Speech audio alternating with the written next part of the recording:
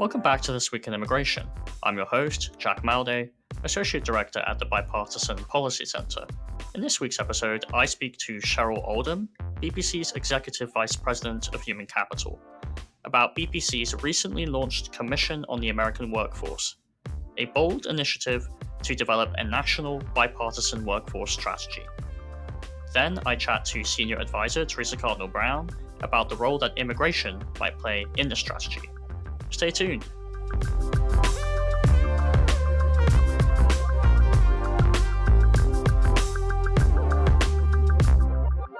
On Tuesday, the 4th of February, BPC launched the Commission on the American Workforce, a bold initiative that will meet throughout 2025 and develop a national bipartisan strategy to strengthen the workforce, expand economic opportunity, and ensure the United States remains competitive. Spearheading this effort is Cheryl Oldham, who is here to tell us all about it. Cheryl joined BPC in August 2024 as Executive Vice President of Human Capital. Prior to joining BPC, Cheryl was Senior Vice President of the U.S. Chamber of Commerce Foundation and Vice President of Education and Workforce Policy at the U.S. Chamber of Commerce. She also served for 8 years in President George W. Bush's administration, where she's held several leadership positions, including Acting Assistant Secretary for Post-Secondary Education at the U.S. Department of Education, Chief of Staff to the Undersecretary, and Executive Director of the Commission on the Future of Higher Education. So, welcome to the podcast, Cheryl. Thanks, Jack. Happy to be here. Thanks for having me. Great to have you for your first appearance. So, let's dive into the commission. So, firstly, what made BPC start a commission on the American workforce? I think the thesis is we have a lot of we think about these human capital issues in sort of silos, right? We have a lot of discussion around K-12. We talk about workforce training. We certainly wrestle with higher education, but we don't really think about those as a sort of comprehensive talent pipeline or sort of an ecosystem that they all fit together in order to ensure that we have a competitive workforce, that individuals have opportunity, economic opportunity. And so the idea was, let's really get out of those silos and develop what we think is lacking in this country, which is, as you mentioned in the intro, a national strategy around talent. And so that was the thesis for getting this going. And we're excited that it's finally launched, and this is when the real work will begin. Yeah, so let's cover some of the key challenges that the Commission is looking to address. What do you see as the key challenges? Well, we've got a couple things. We've got an economy or actually sort of, we're in a global economy, certainly. The pace of change of that economy, I think, continues to increase. So when you think about skills, and do individuals have the education and skills needed to keep up with that pace of change? I think that's a real big challenge. Then we also have issues of a shrinking American workforce. We've got increasingly more retirements, fewer people being born. And I think, everything I've read and what experts have said is that workforce will continue to shrink as far as sort of the eye can see. So what are we doing to make sure those that can and are able to work have those opportunities, have the education and skills that they need to be successful in the economy, and get them off the bench? If they're struggling in some ways that we can remove those barriers, things like childcare, for example. If that is keeping someone out of the labor market that desperately would like to be in, what are those sort of barriers, and what are the policy levers that we can identify and pull in order to do that? And then we have we've got a lot of challenges just within the systems that we currently have, right? We're not really doing very well by our K through 12 education system. We saw, NAEP scores the nation's report card came out last week and showed us again that the vast majority of our young people are not reading or doing math on grade level. So anyway, there's certainly challenges within the various systems that we have that are not, I would say, necessarily fit for the time that we're in and able to respond in a nimble way in order to meet those challenges that I, laid out at the top. Yeah, absolutely. And the commission. So let's talk a bit about how it's going to work. So yeah, what's the structure of it? How will it operate, and over what timeline? Yeah.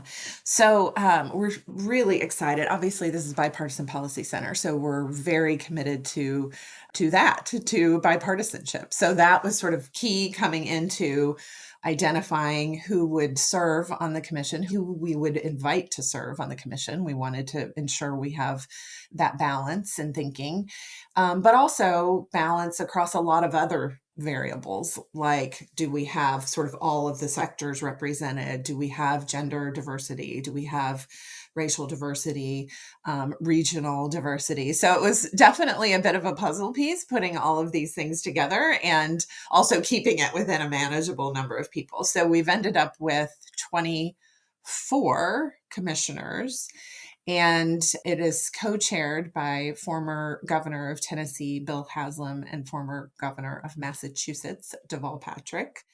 And folks can go to the BPC website to get the, all the names and affiliations. But it's a really fantastic group. We've got, state chiefs of education, we've got chief workforce officers, we've got higher education chancellors, presidents, we've got the business community represented, chief talent officers, CHROs, and just incredibly brilliant people that have spent their lives thinking about these issues. So excited about the commission. And then they will meet throughout this year. But the real, I guess I would say the real work to inform the commission's deliberations are a set of working groups that we've established. So there's 4 working groups, and on each of those working groups is somewhere between, I'd say, 12 to 20 people. And again, incredibly fortunate that I don't think anyone we asked said no. And this is again, super diverse, incredibly smart, sophisticated group of people from all across the country, and they're serving on each of these work groups. So the first work group is worker supports, and that is what does an individual need to attach to the labor market and remain in the labor market? Things like childcare, paid family leave, benefits, retirement security. So that working group will delve into those issues.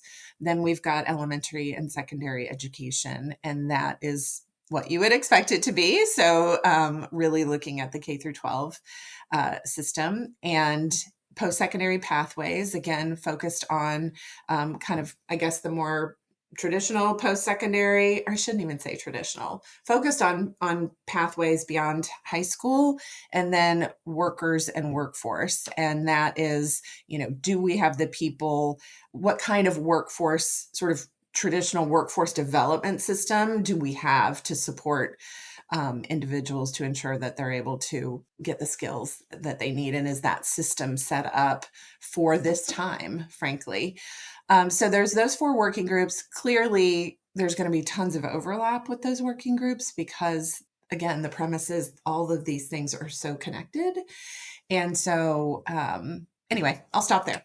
No, that's great. And we can include the link to the commission webpage in the podcast notes for people to have a look at all of the commissioners and working group members. Yeah, it's all on there. Each working group, all of the folks and their affiliations, and more detail on each of those, sort of the scope of what those working groups will dive into. And I didn't answer the other part of your question, which is how is it, what's the time frame? So they will work throughout this year. The working groups will meet 4 times in person. The commission will meet 3 times. The goal is to sort of land this plane by the end of the year with the commission and have a this national strategy and a concrete set of policy recommendations aimed at Congress. Probably this time next year will be the public release of that. Great.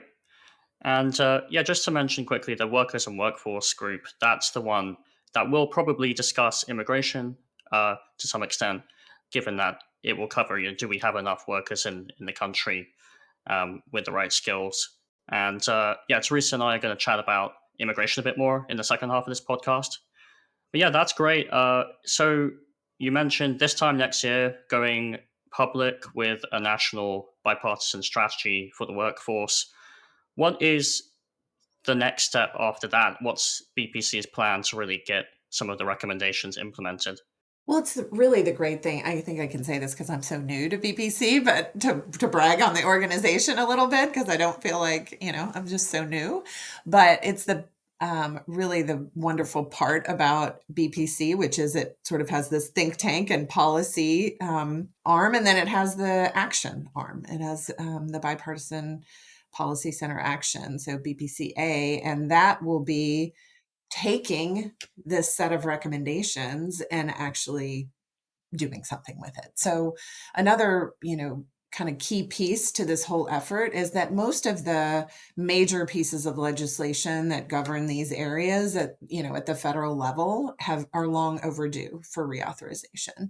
So the Higher Education Act, the Elementary and Secondary Education Act, the Workforce Innovation and Opportunity Act, Carl Perkins, the Career and Technical Education Act. So all of these things are, either way, way, way overdue or a little bit overdue. And so the hope is that we're prodding some action here. And then when they do get around to reauthorizing, we will have, we can give them some very concrete recommendations upon which to act. And so that is the goal. It's not, certainly no one's desire or expectation that we produce a report and never to be heard from again.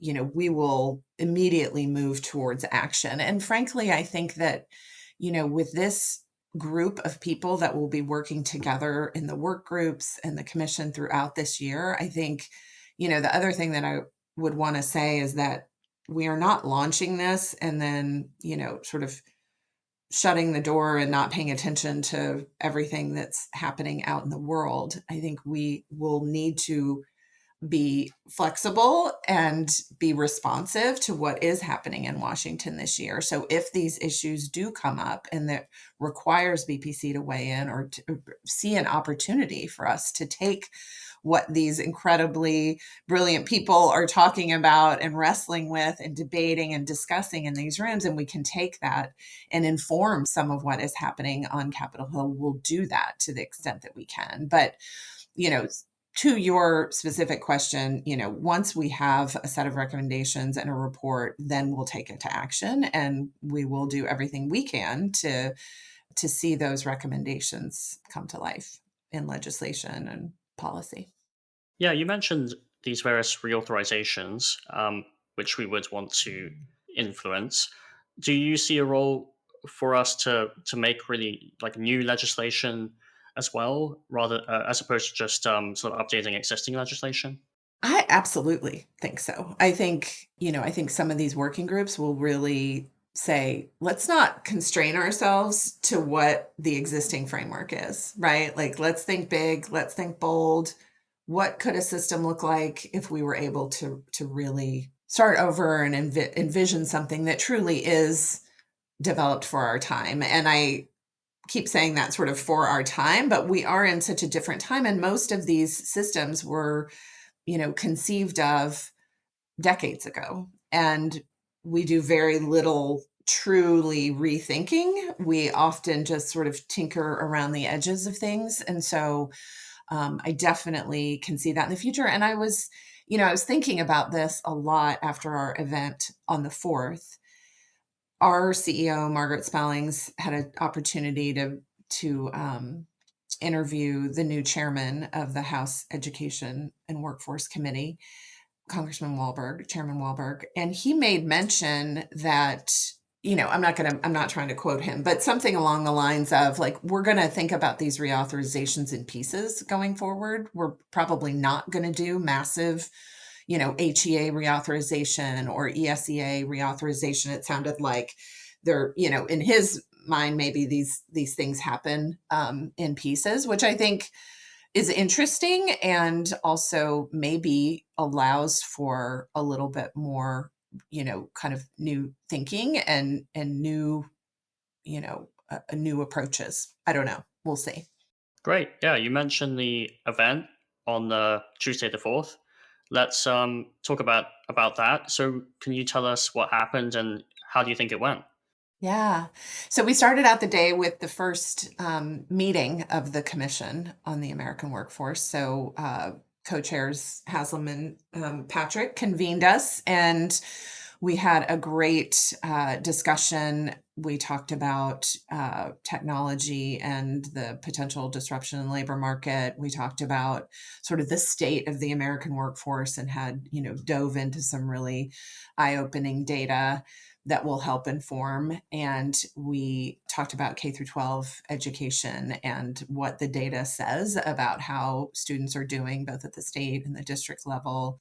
And yeah, and it was robust discussion, and I think a perfect way to kick it off.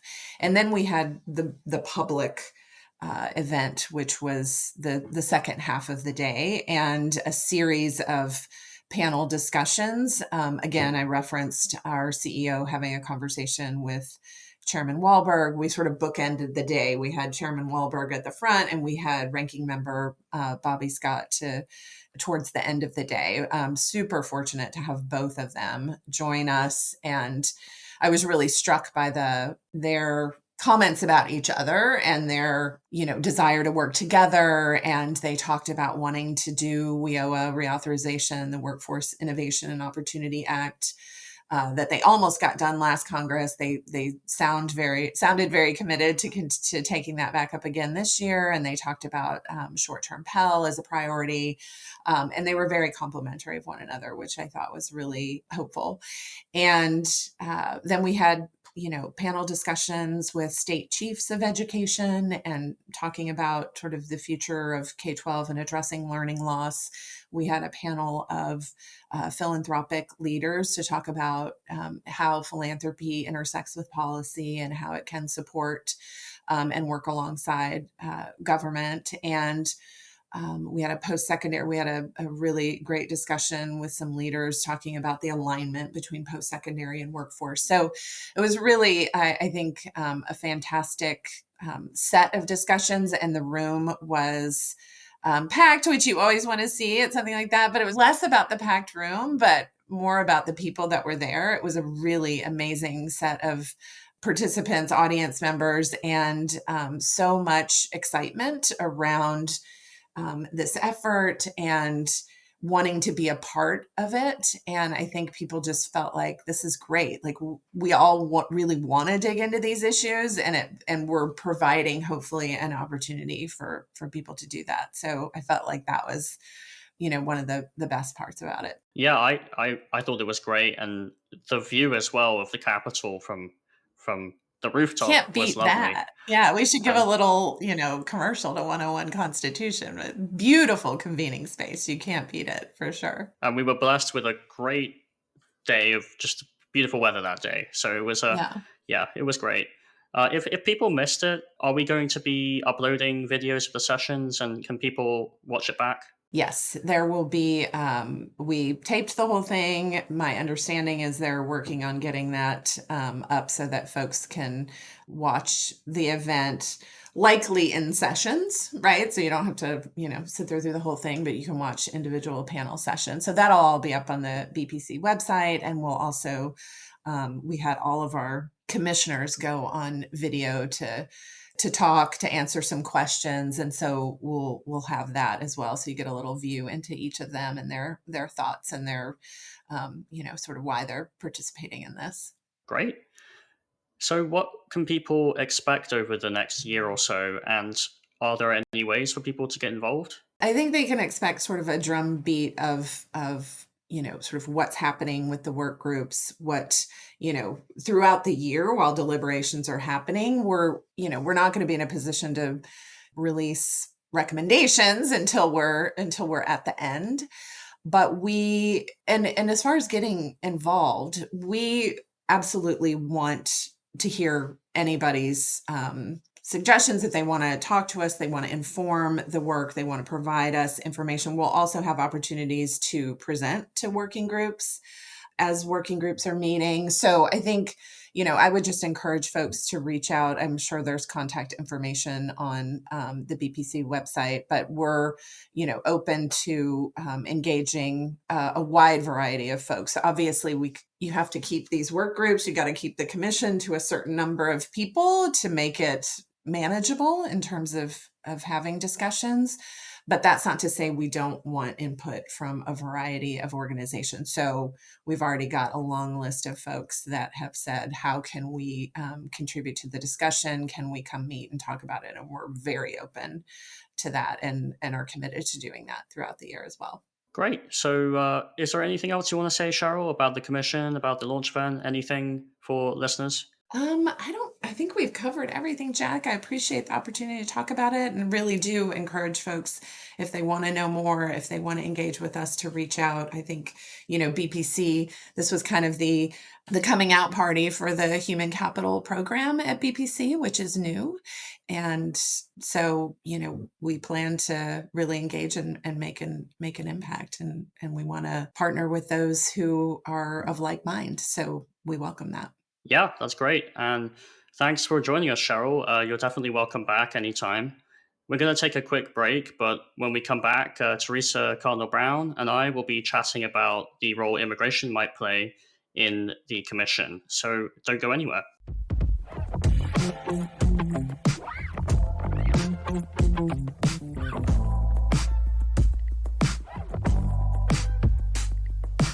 Welcome back. So in the first segment, we heard from Cheryl Oldham about the challenges facing the American workforce and the role that the Commission on the American Workforce at BPC will play in addressing those challenges. So now we're going to discuss the topic of our podcast, normally immigration, and the role that immigration can play in looking at future workforce needs. So for that, we're bringing back Jack Malde, who, in addition to being a host and great interviewer, is the Associate Director of Immigration and Workforce Policy here at BPC. So, Jack, what role do we see immigration playing in the set of solutions to addressing our workforce needs in this country? Yeah, well, Cheryl spoke through the structure of the commission. So we have the 4 working groups, and one of them is called the Workers and Workforce Working Group. And that will focus on ensuring we have a strong workforce in terms of both numbers of workers and the skills that they need to really enable the US to be globally competitive. And I think that's the working group that will discuss immigration most. So immigration is obviously a very important approach to achieving that goal. And I think a key trend that we've discussed on the podcast before is our aging population. So the US does have a growing proportion of the population in retirement age, so 65 plus. And especially now, we're seeing the retirement of the baby boom generation. And that's really causing a lot of people to leave the labor force and restricting labor force growth. And we're seeing the impacts on the workforce. So at the moment, we have 8.1 million job openings, but only 6.9 million unemployed workers. So even if every single unemployed worker were to take a job role, we'd still have over a million vacancies left. And that's just showing really that the demand for workers is greater than the supply at the moment. And immigration is obviously a very effective way to fill the gap. And when it comes to the aging population, we can expect this to continue. So as life expectancy increases and fertility rates decline, we can expect a growing and growing proportion of the population over 65. So at the moment, it's just under 20%, but the Census Bureau projects that by the end of this century, we will get very, very close to 30% over the age of 65. And that will, again, it will have a continuous, it will cause labor force participation to drop further. And something I'd highlight is that we will have greater demand for health and social care as we have more people 65 plus. So that's going to be an area where we will need a lot more workers. And I think immigration will, when you have that sort of a large increase in demand projected, you do need immigration to help meet that demand. So that's the sort of a key trend that I think immigration will be playing a role in addressing. Yeah. So we've talked before, as you mentioned on this podcast, about projections of future labor force growth, and most of it coming from immigration because our birth rates are declining, this older population. We've also talked on this podcast about, the impacts on Social Security and other, old age funds, because that's based on the number of workers per retiree. So if you have more retirees and fewer workers, it affects all of that. But these are kind of long-term trends. What else are we seeing sort of right now that points to the importance of immigration in meeting workforce needs? Yeah, I think we've seen a number of recent developments that are kind of concerning and really point to the fact that we need more immigration. So, big investments, firstly. So, recently, in recent years, we've seen things like the CHIPS and Science Act, the Inflation Reduction Act, and the Infrastructure Act having very big workforce components. And those workforce needs are still there. And just very recently, we've seen the announcement of the Stargate initiative. So this is the $500 billion partnership between OpenAI, Oracle, and SoftBank that aims to build a network of state-of-the-art data centers to really turbocharge AI development. And President Trump was saying this would create 100,000 jobs. And as I just mentioned, we have a very tight labor market. So immigration probably should play a role in helping us meet those workforce needs that will come from that initiative, alongside things like education and training, of course.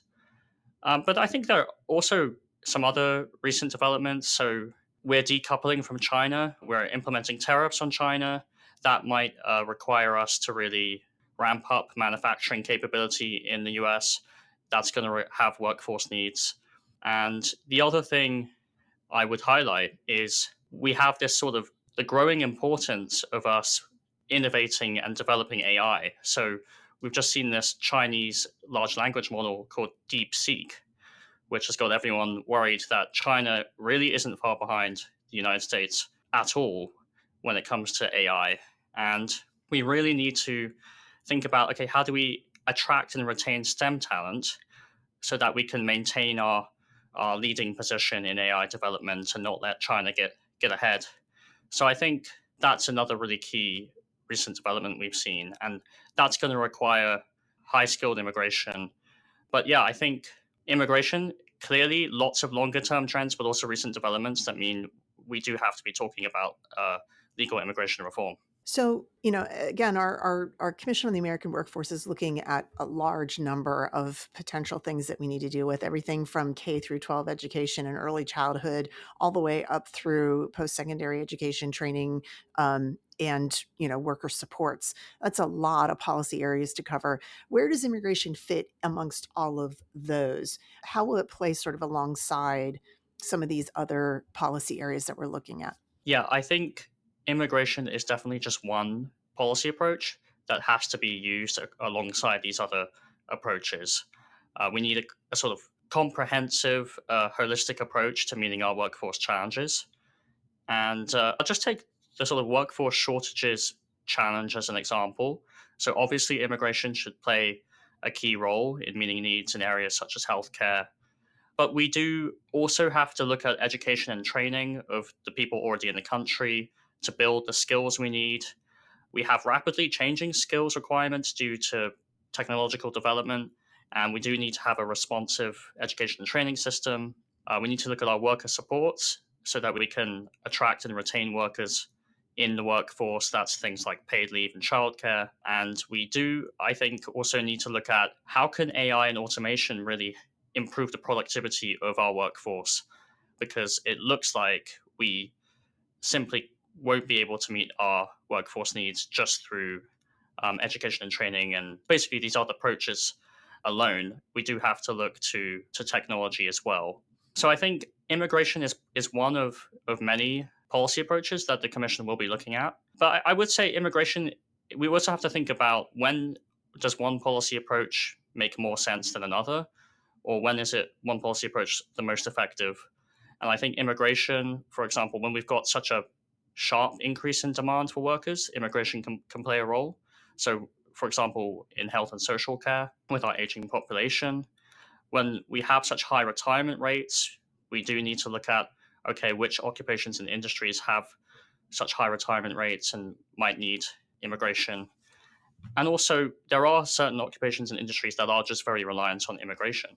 And those are areas, if we're going to have workforce challenges in those areas, we are going to need to look at increased rates of immigration. So immigration is certainly one of many policy approaches, but we do have to think carefully about, okay, when does one policy approach work best? I think one of the things that I think you're talking about is a little bit of time horizon, right? So if you have an immediate need and the time to get people into that job for the market to kind of signal more Americans to get in takes a long time, or it's a job that requires a lot of training and education, it will take a while for even it ramped up efforts to get more Americans into those jobs. It will take a while before they're ready to go into the labor market. Immigration can play a role there. Or when you see, as we talked about, some of these investments that are going to drive demand for more workers very quickly. And again, we're not having as many people, not as many people entering the labor force as there are retiring right now. Immigration can play. So it seems like the speed of the demand and the need versus the speed of getting more Americans into those jobs, that mismatch is a place where immigration might also be able to play a role, right? Yeah, absolutely. Yeah, I think it's there is that lead time that comes with this education and training, and immigration can be a good short-term solution as well. So right now, as we know, there's a bit of a challenging political environment for immigration reforms. Obviously, the incoming administration is leaning heavily on enforcement. There also seems to be some differences of opinion within the Trump administration about different aspects of legal immigration and where it could be helpful. Do you think that will impact how or what the commission looks at in terms of immigration versus these other policy prescriptions? Yeah, it is a little bit challenging. I think we have to recognize that the workforce challenges we face are so substantial that, as we were saying, approaches like education and training and worker support and automation, they will not solve the problem without immigration reform. I think it's just it's something that we have to keep talking about and working to bipartisan solutions on. So I think, yeah, we will certainly be talking about immigration alongside these other approaches. And even if it's a tricky political environment now, the blueprint that we're looking to develop, we want it to be lasting and to be discussed with both the current Congress and current administration, but also future Congresses and administrations as well. Mm-hmm. So I think we're going to be talking about immigration alongside these other approaches. And we're really going to develop a very holistic, comprehensive plan for the workforce. Yeah, like they say, an all of the above strategy, right? Exactly. Great. Well, I think we will wrap it up there. Thanks for walking us through that, Jack. So if you want to learn more about the Commission on the American Workforce and all the work that Bipartisan Policy Center is doing on our human capital policy area, you can check them out at bipartisanpolicy.org/human-capital. And the Workforce Commission is at bipartisanpolicy.org/CAW for Commission on the American Workforce. Thanks so much, Jack, for joining us. Thanks, Theresa.